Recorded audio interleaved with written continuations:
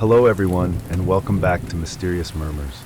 I know many of you use these videos to fall asleep, so before you drift off, I'd love it if you could leave a comment letting me know where you're listening from around the world. Also, don't forget to like and subscribe if you're enjoying this video. Story 1, The Portrait in the Attic. The estate was everything Elise had hoped for. A sprawling Victorian manor on the outskirts of town, surrounded by lush, overgrown gardens and shrouded in an air of mystery. When the lawyer handed her the deed, he mentioned the terms of the inheritance were straightforward. She could live there or sell it, but the house now belonged to her, as stipulated in her late grandmother's will. "I didn't know she had a house like this," Elise said, running her fingers along the embossed paper. The lawyer hesitated. "Your grandmother didn't speak much about her past. But there is one thing." "What is it?" Elise asked, her brow furrowing. She left specific instructions. "Don't disturb the attic unless it's absolutely necessary." Elise laughed nervously. "What's up there? Skeletons in the closet?" The lawyer didn't respond, his expression unreadable. "Just take her words seriously," he said, gathering his briefcase. When Elise arrived at the estate, the first thing she noticed was the air. It felt heavy, as if the house itself was alive and watching. She shrugged off the sensation, attributing it to nerves. After all, moving into an old family home was bound to feel strange. The first few days passed uneventfully as she unpacked her belongings and explored the house. Each room was filled with antique furniture and faded photographs, offering glimpses of the life her grandmother had lived. But the attic door loomed at the end of the hallway, its dark wood stark against the pastel wallpaper. It was locked, the key nowhere to be found. At night, Elise thought she heard faint creaks and whispers from above, but she told herself it was just the wind. Turning point came a week later when Elise discovered a hidden key while organizing the library. It was tucked inside an old book, its brass gleaming despite the dust. Her curiosity overwhelmed her caution. She stood before the attic door, the key heavy in her hand. "It's just an attic," she muttered, sliding the key into the lock. The door creaked open, revealing a narrow staircase that disappeared into darkness. She hesitated, the lawyer's warning echoing in her mind. But curiosity won. The attic was musty and filled with cobwebs, illuminated only by the thin beams of sunlight filtering through a cracked window. Boxes and trunks were piled haphazardly, and the air was thick with the scent of decay. In the center of the room stood an easel, draped with a dust-covered cloth. Something about it drew her in, a magnetic pull she couldn't resist. Elise reached out, her fingers trembling as she lifted the cloth. Beneath it was a portrait of herself. Her breath caught in her throat. It wasn't just similar, it was identical. The same auburn hair, the same sharp cheekbones, even the same small scar on her chin from a childhood accident. She stared at it, unable to comprehend how such a thing could exist. The paint was vibrant, as though the artist had just finished it, yet she had never posed for this. The longer she looked, the more unsettling the portrait became. The eyes were too intense, almost alive, and they seemed to follow her as she moved.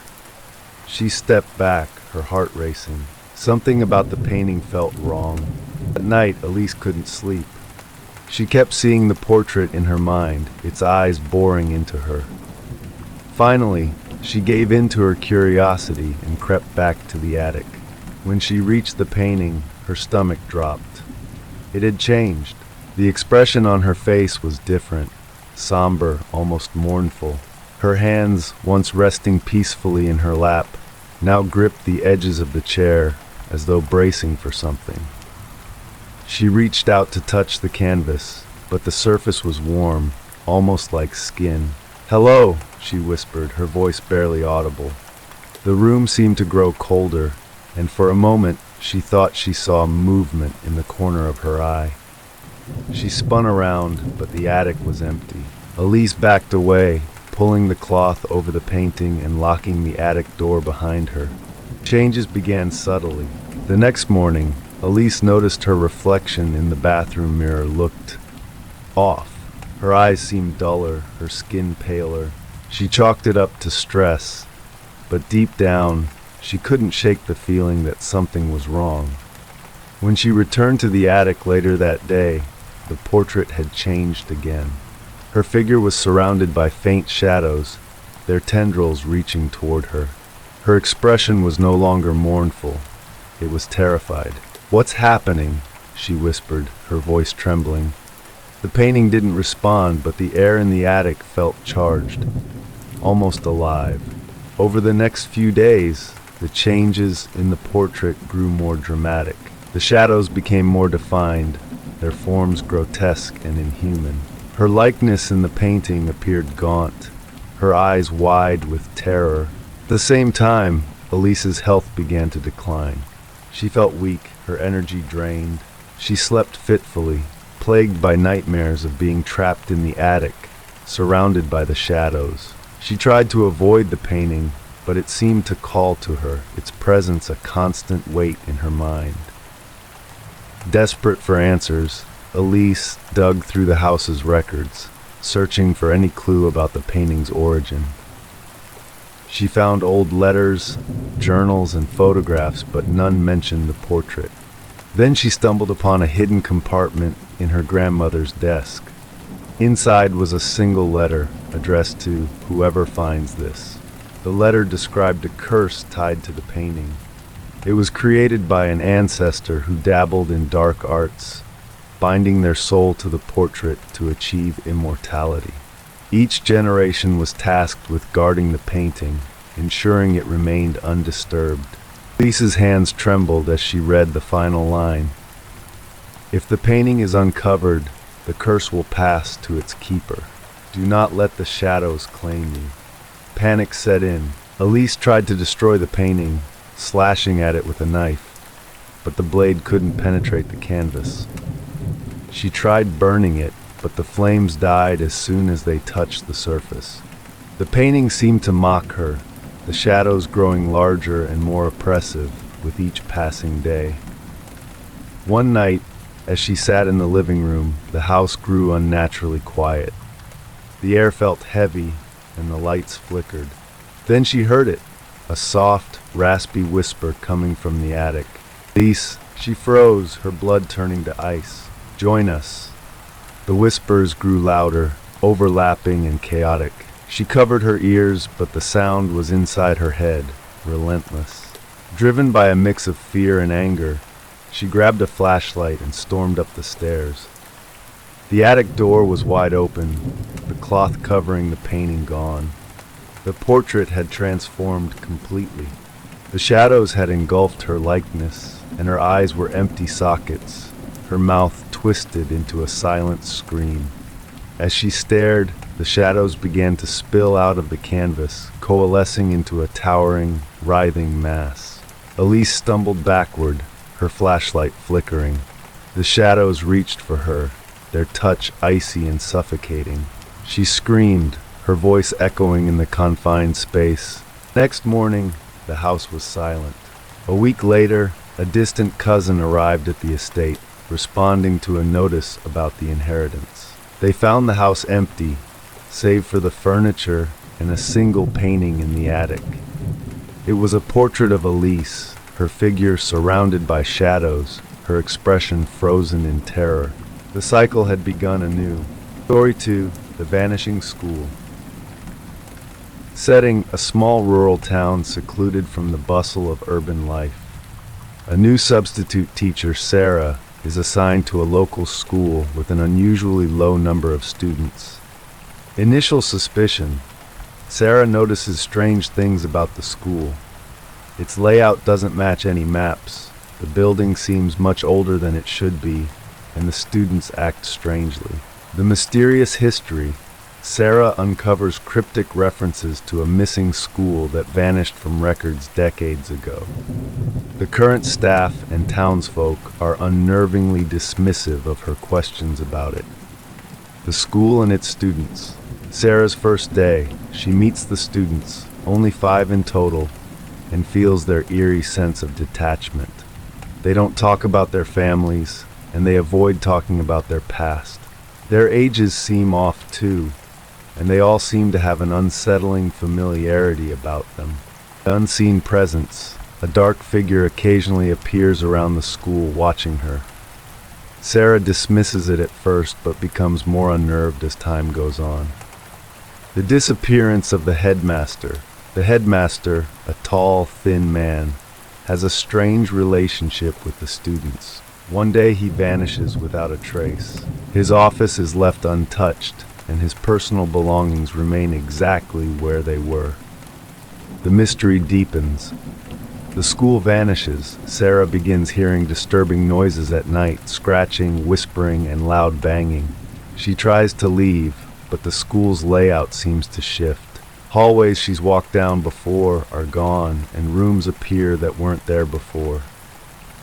Historical clues. Sarah discovers a journal belonging to a former teacher who mysteriously disappeared years ago.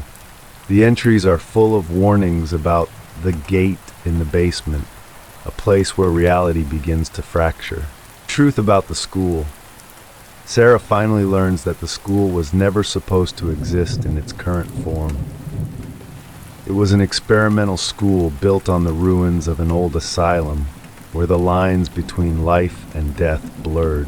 The student's secret. The students reveal that they're not alive in the traditional sense. They're lost souls, trapped in the school by a malevolent force that feeds on the living. Their goal is to claim Sarah as their next victim. Escape or despair. The final confrontation. Sarah tries to escape the school, but she's faced with the terrifying realization that the school itself is alive, manipulating time and space to trap her inside. She must face the dark figure in the basement and confront the entity that controls the school. The ultimate choice.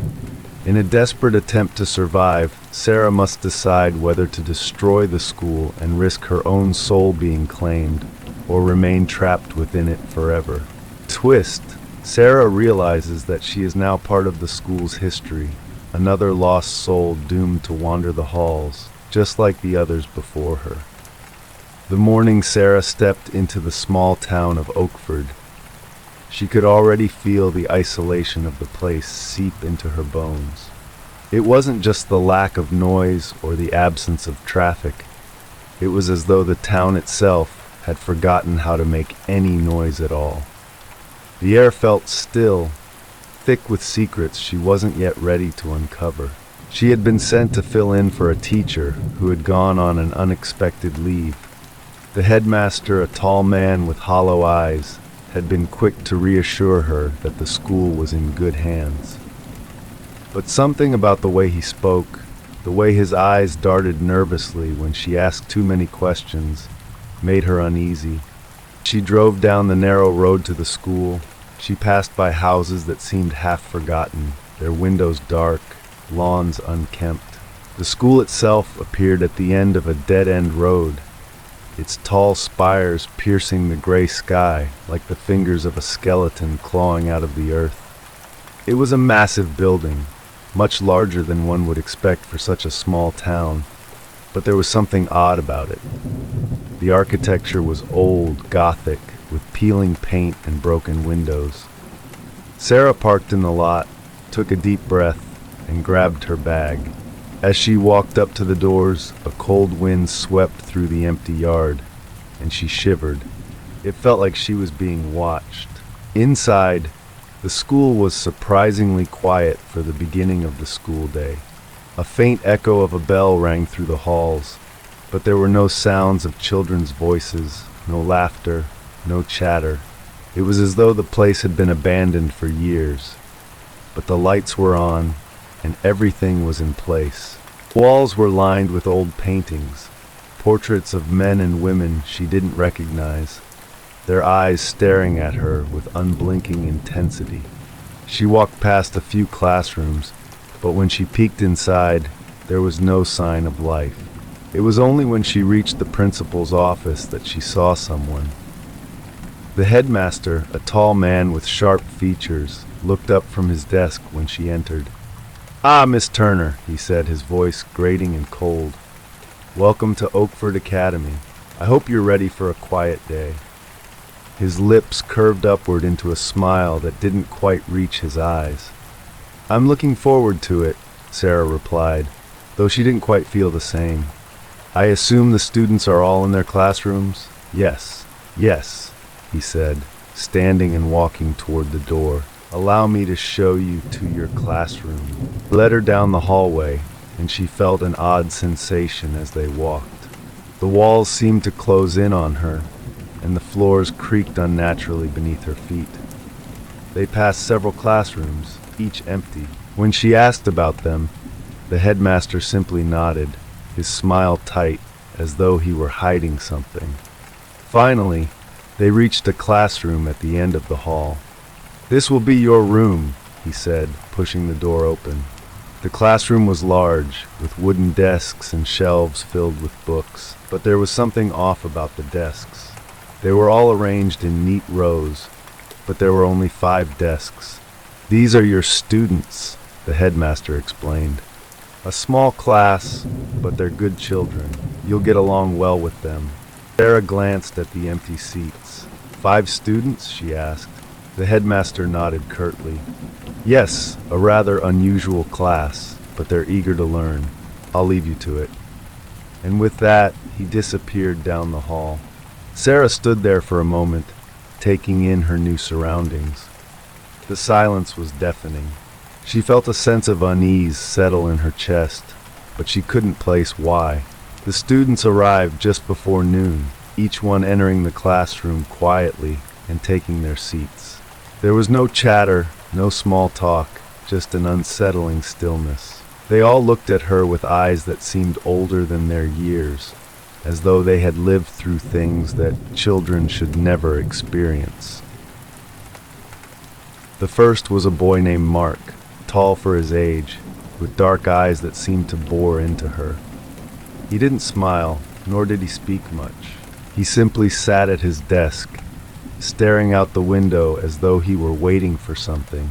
Then came Emily, a girl with long brown hair, her face pale and drawn. She smiled at Sarah, but it was a vacant smile, one that didn't seem to reach her eyes. The other students, James, Claire, and Ben, followed in similar silence. They all seemed disconnected, as though they were mere shadows of children. Sarah tried to start the lesson, but something about them unsettled her. They didn't respond to her questions as she expected, their eyes never leaving her, their expressions too controlled for children of their age. It wasn't until after the bell rang that things truly started to feel wrong. Story 3, The Voice on the Radio. Setting: a late-night radio station, isolated in a small, quiet town. The protagonist, Allison, is a late-night DJ with a penchant for the eerie and mysterious. She hosts a popular show where listeners call in to share ghost stories, legends, and their deepest fears. Inciting incident. Allison begins receiving calls from a mysterious listener who describes disturbing, personal details about her life that only someone close to her could know. Unsettling calls. The first call, a caller named John, claims to be in a room with no doors or windows. His voice is calm, but he starts to describe details of Allison's past she's never shared on the air. Suspicion grows. The calls continue, with John describing events that happen in real time before they happen. The line between reality and illusion begins to blur as Allison's personal and professional life unravel.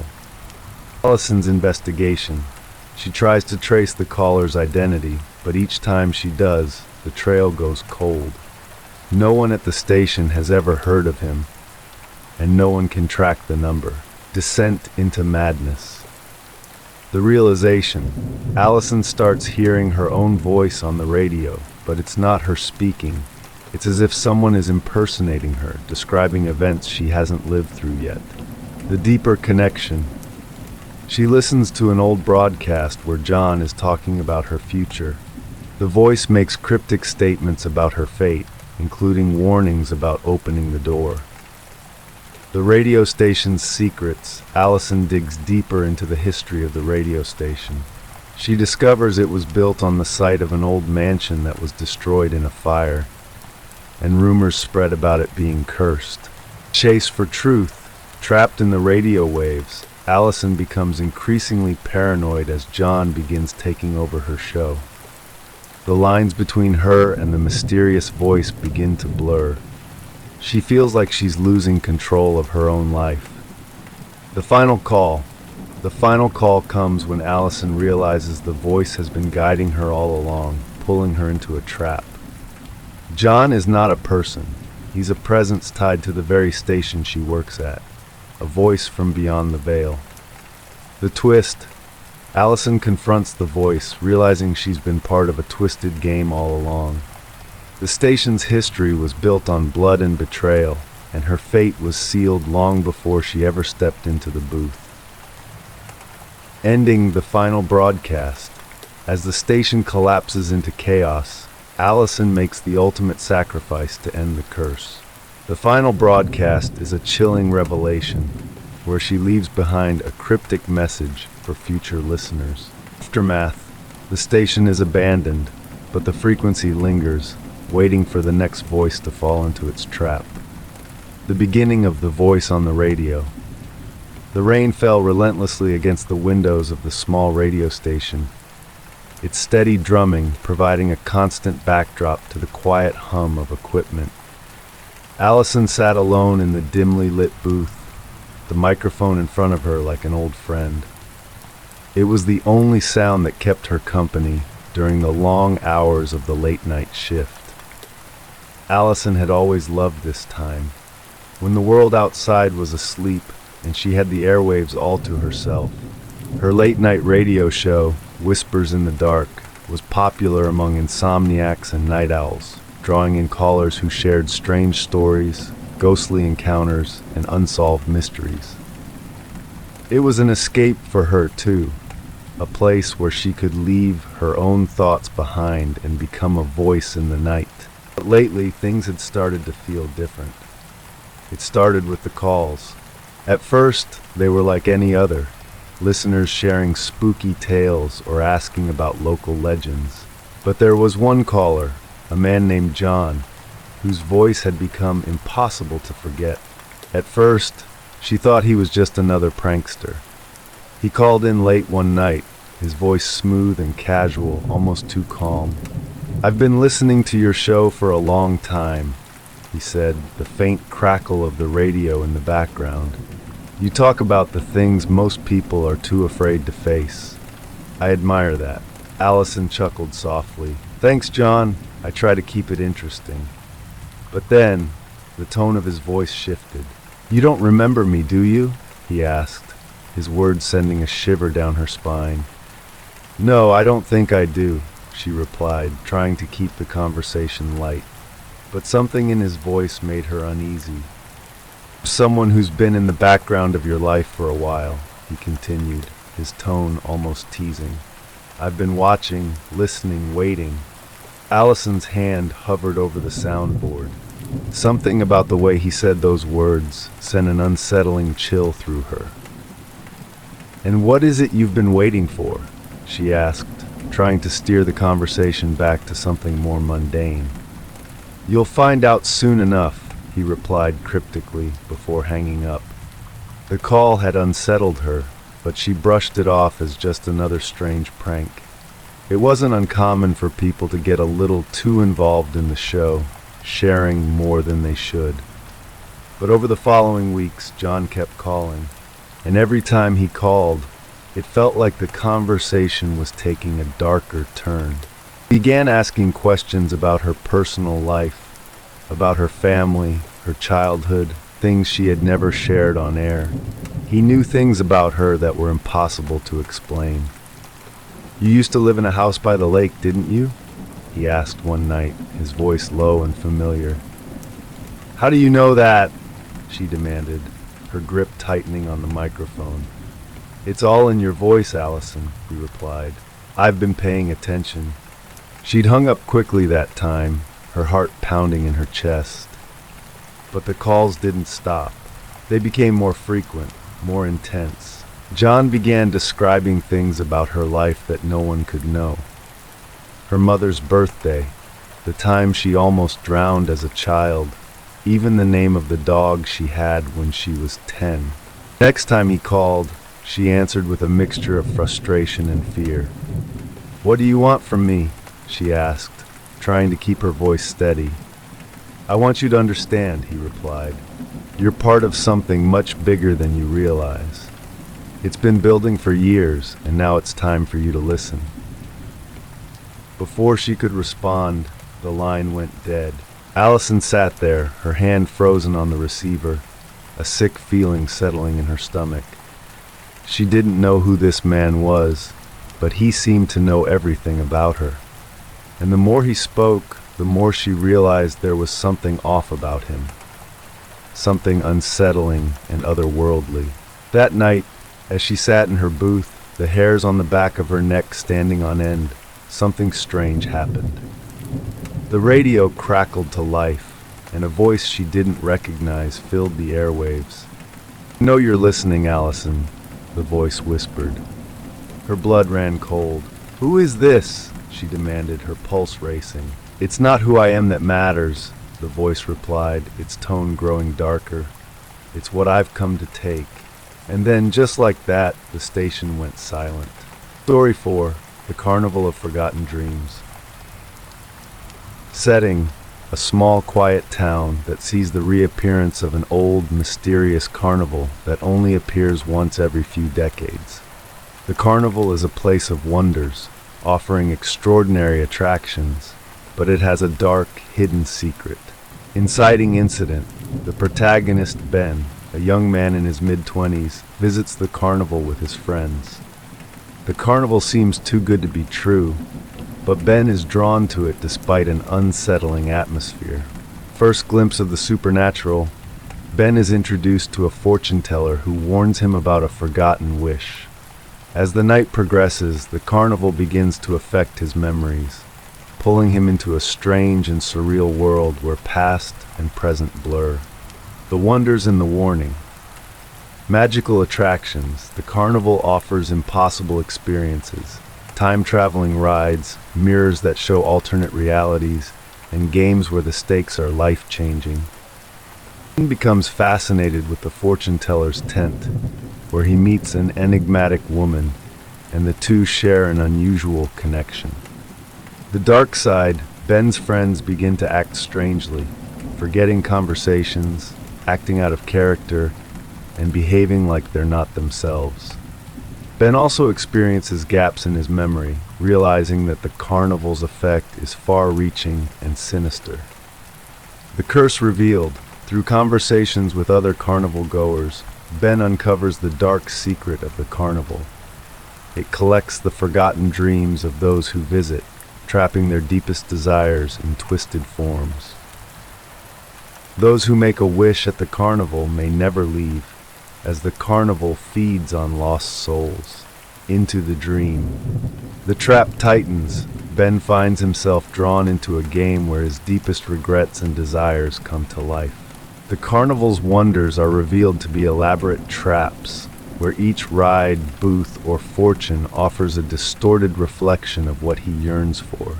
Sacrifice, Ben attempts to escape the carnival, but the price of freedom is high. The final confrontation leads to a dramatic, painful choice that costs him more than he expects. Ending, the carnival disappears as mysteriously as it arrived, but its influence lingers. Ben's memories are wiped clean, and the next time the carnival reappears, it claims another victim. Beginning of the story, the Carnival of Forgotten Dreams. The town of Ellsworth had always been quiet, its streets winding through rows of sleepy houses and old brick buildings. It was the kind of place where time moved slowly, where people didn't leave much, and those who did often never returned. It was a town that seemed to exist outside of time itself, always on the edge of some forgotten memory. But when the carnival arrived one late summer evening, it didn't seem out of place at first. It was like something from a dream, vivid, enchanting, and entirely impossible. Ben had seen its arrival with his friends from the rooftop of his apartment building. They had been watching the fading sun sink into the horizon when, almost magically, the carnival appeared in the empty field just outside the town.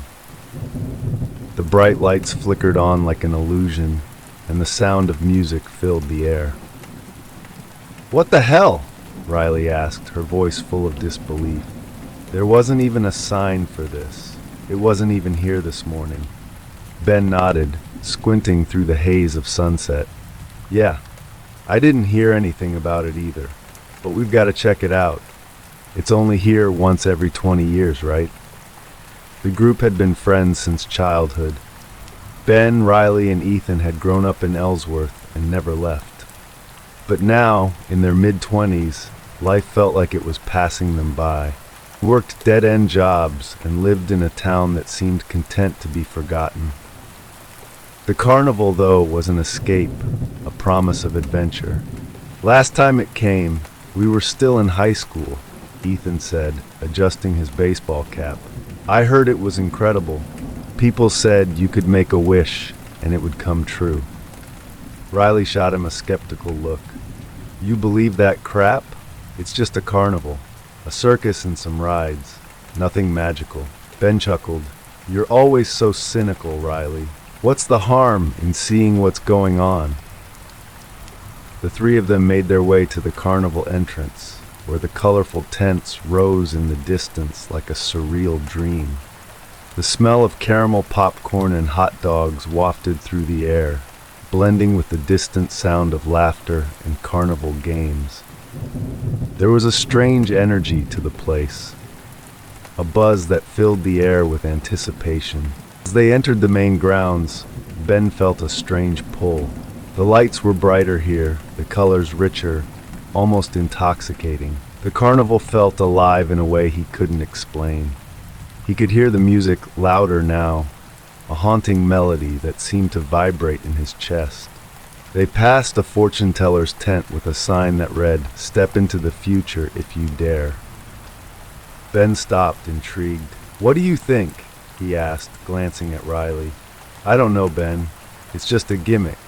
Riley's tone was dismissive, but her eyes lingered on the tent, something pulling her toward it despite herself. Ben wasn't easily swayed by skepticism.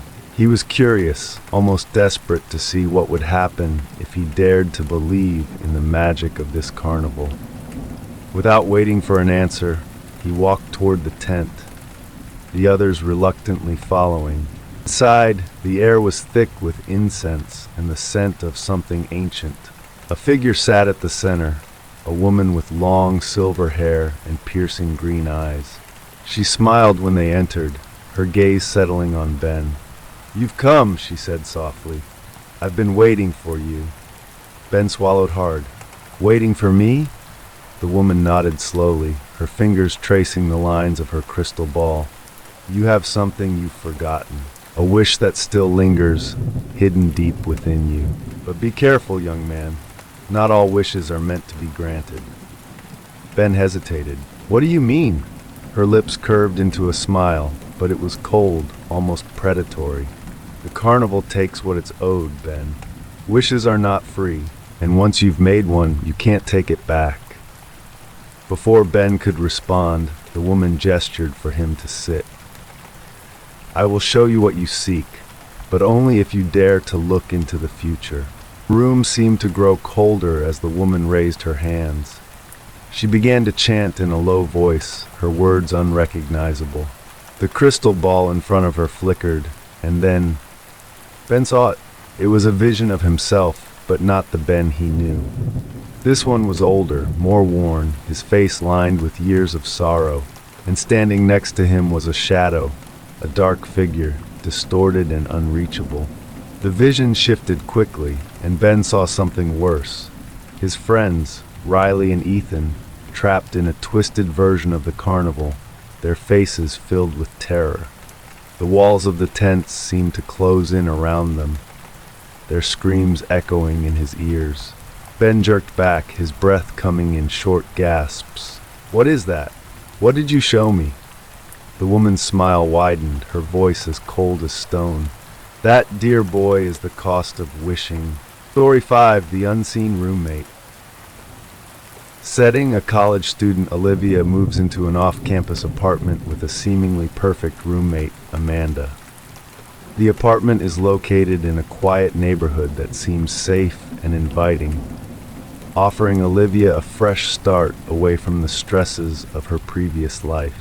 Inciting incident: Olivia notices that Amanda is always in her room, never leaving, and only communicates through notes left under her door. Olivia begins to feel uneasy, suspecting that something is off, but she brushes it aside as just an odd quirk of her new roommate. The growing unease, unusual behavior, Amanda begins to leave Olivia strange notes. At first seemingly harmless, but then more unsettling, addressing things only Olivia would know. Olivia checks the apartment for hidden cameras or tracking devices, but finds nothing. Mysterious absences. Olivia realizes that Amanda never attends classes or socializes, and no one seems to know her outside of the apartment. Olivia starts hearing strange sounds coming from Amanda's room at night, and occasionally catches glimpses of her walking around when she thinks Amanda should be sleeping.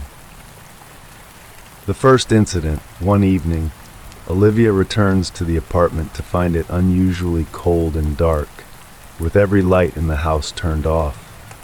Amanda's door is wide open, but Amanda is nowhere to be found. Only the muffled sound of someone breathing heavily can be heard. Discovering the truth. The truth behind Amanda, Olivia begins investigating the history of the apartment and the previous tenants. She uncovers a troubling pattern of disappearances. Students who once lived in the apartment, all of whom left without explanation, their records erased. Confrontation with Amanda. Olivia confronts Amanda, who responds with strange behavior, her eyes glazed over, her speech incoherent. Amanda's room is found to be covered in unsettling drawings and messages that hint at a deep obsession with Olivia. Unseen forces. Olivia begins to feel like she is being watched, even when she's alone. She hears her name whispered in the middle of the night, sees flickering lights, and feels an icy presence lurking just out of sight. The revelation, Amanda's secret. Olivia finds a hidden journal belonging to Amanda that details her increasingly disturbed state and her inability to leave the apartment due to an unseen force that trapped her there.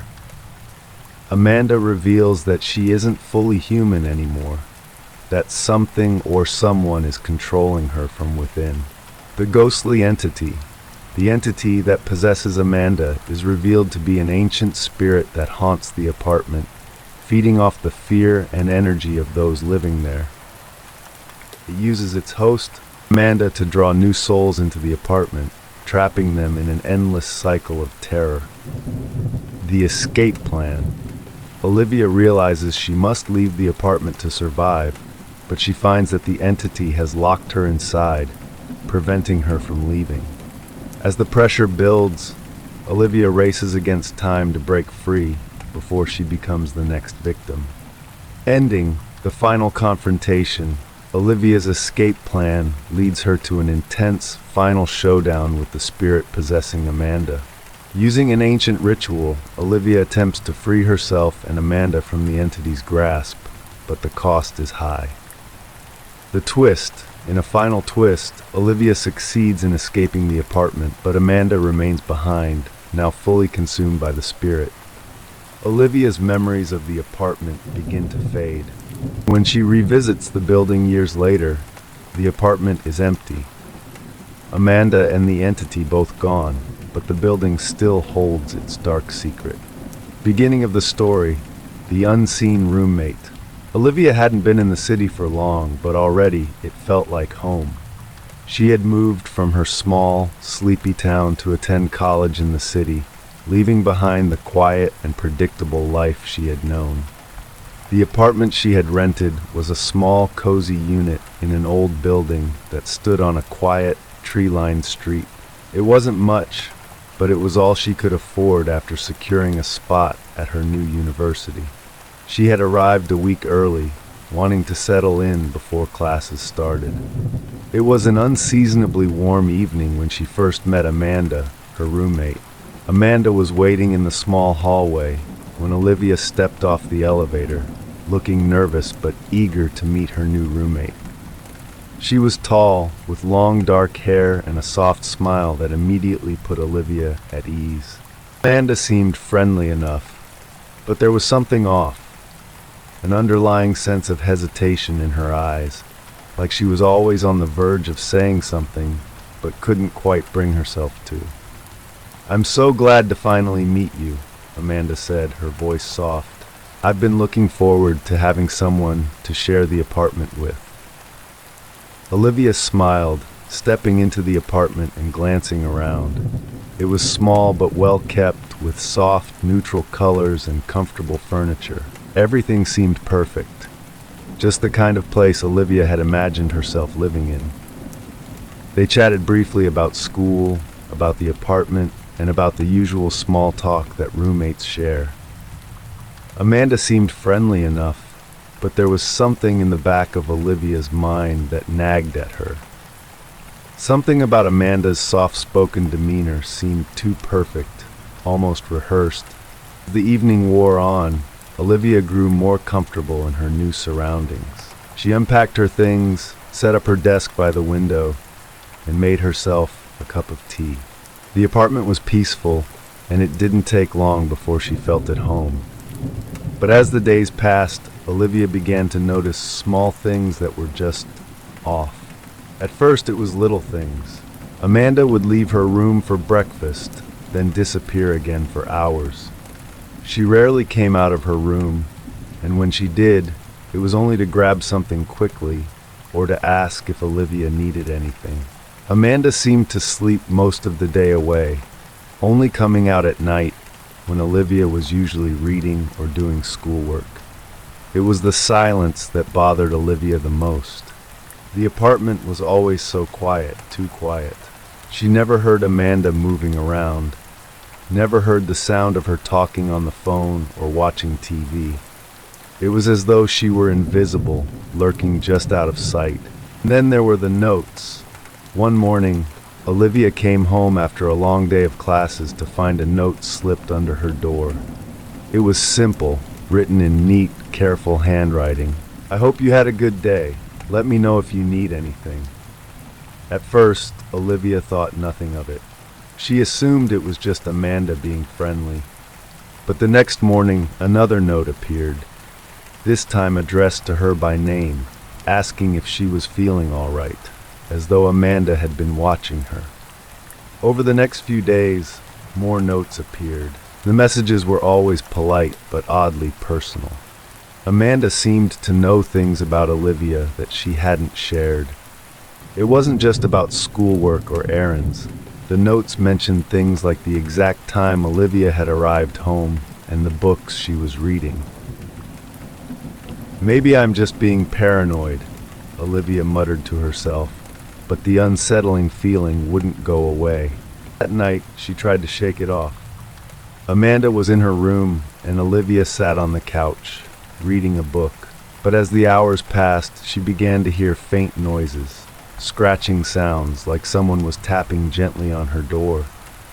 She dismissed it as a house settling, but the noise grew louder, closer. When she opened her door, there was no one there. She stepped into the hallway, looking around. The apartment was still, the air was thick with silence. But just as she turned to head back into her room, she noticed Amanda's door was ajar. The light inside flickered. A cold chill ran down Olivia's spine as she approached the door. She called out softly, "Amanda?" There was no answer, only a deep, unnerving silence. The light flickered again, and Olivia felt a shiver crawl up her neck. It was at that moment that she realized she had never seen Amanda leave her room, never heard her moving about. The silence in the apartment wasn't just quiet. It was as if something was watching her. Something that knew she was here, but didn't want her to know. If you've enjoyed this journey into the unknown, don't forget to like the video and share your thoughts in the comments below. Have a tale of your own or a legend you'd like us to explore? Let us know. You might just hear it next. Be sure to subscribe and hit the bell icon so you never miss a story. Because here, the darkness is always waiting just for you.